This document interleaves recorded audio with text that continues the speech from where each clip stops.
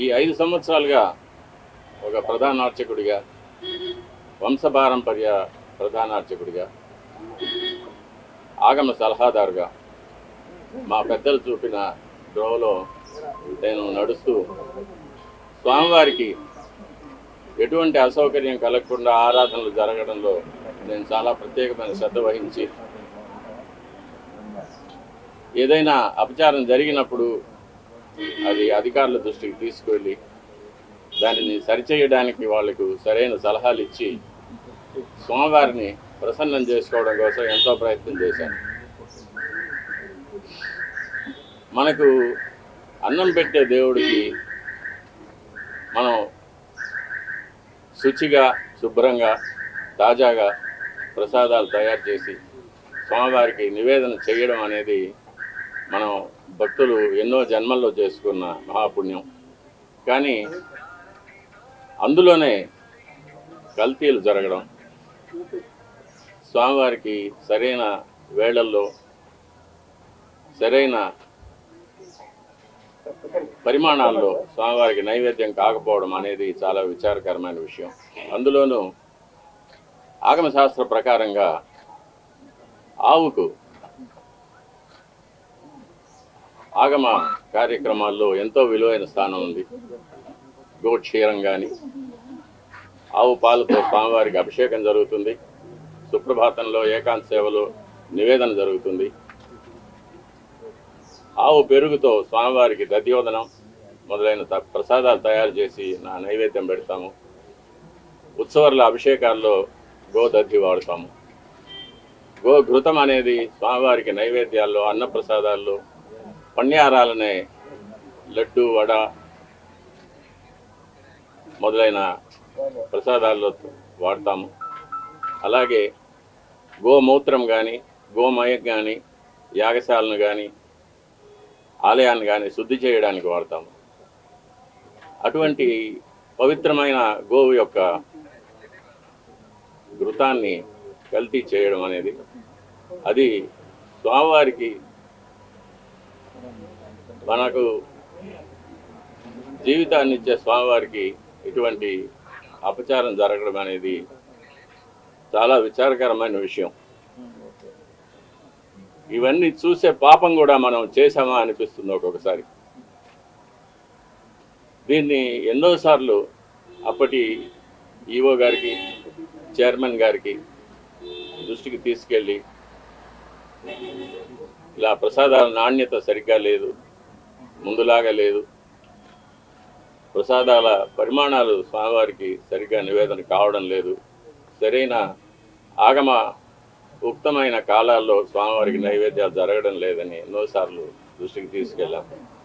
కానీ లాభం లేకపోయింది. దీనికి మరొక కారణం నాది ఒంటరి పోరాటం అయిపోయింది. నాకు ఈ విషయాల్లో సహకరించేదానికి నా తోటి అర్చకులు ఎవరూ కూడా వారి వారి వ్యక్తిగత కారణాల వల్ల ముందుకు రాలేదు. ప్రధాన పరిచారకులైన వాళ్ళు రాలేదు. కాబట్టి ఇది ఈ 5 ఏళ్ళు నిరభ్యంతరంగా ఈ మహాపాపం జరిగిపోయింది. ఒక సైంటిస్ట్గా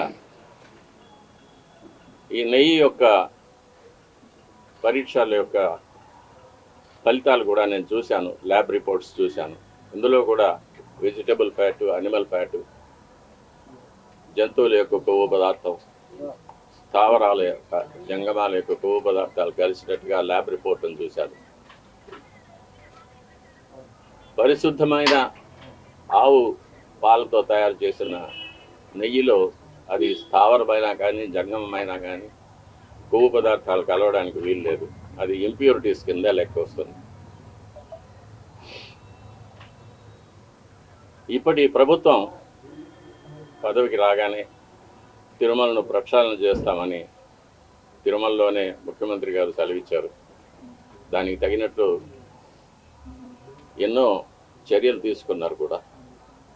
ఇది అనుకోకుండా బయటపడిన విషయం. దీనికి కూడా పరిహారంగా కర్ణాటక డైరీ నుంచి నందిని మార్కు నెయ్యిని,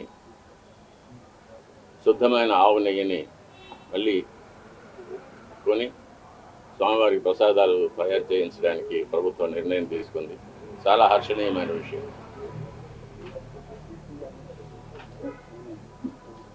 ఈ విషయంలో ముఖ్యమంత్రి గారికి విన్నపం, స్వామివారి మీద విశేషమైన భక్తి ఉన్నవారికి, ఆగమ శాస్త్రం మీద, మన సాంప్రదాయాల మీద గౌరవం ఉన్నవారికి తిరుమలలో సేవ చేయడానికి అవకాశం కల్పించవలసిందిగా కోరుతున్నాను. ఆచార పరమో ధర్మ, ధర్మస్య ప్రభు అచ్యుత అని గీతలో కృష్ణ పరమాత్మ చదివించారు. వైఖాన సాగమోక్తంగా జరిగే దేవాలయాలు ఎన్ని ఉన్నా కూడా ప్రతి దేవాలయానికి కొన్ని నిర్దిష్టమైన ఆచార వ్యవహారాలు ఉంటాయి. అటువంటి ఆచారాలు కాపాడడమే పరమధర్మం అనేది గీత ఉపదేశం. మన శ్రీవారి దేవాలయంలో అటువంటి విశేషమైన ఆచారాలు ఎన్నో ఉన్నాయి. అటువంటి ఆచారాలన్నింటినీ కూడా మనం మరి పెద్దలు ఎలా మనకు కాపాడి ఇచ్చారో అదేవిధంగా కాపాడి ముందు తరాల వాళ్ళకు మనం అందజేయాలి. ఈ నెయ్యి కల్తీ మీద సరైన విచారణ జరిపించాలి, చర్యలు తీసుకోవాలి.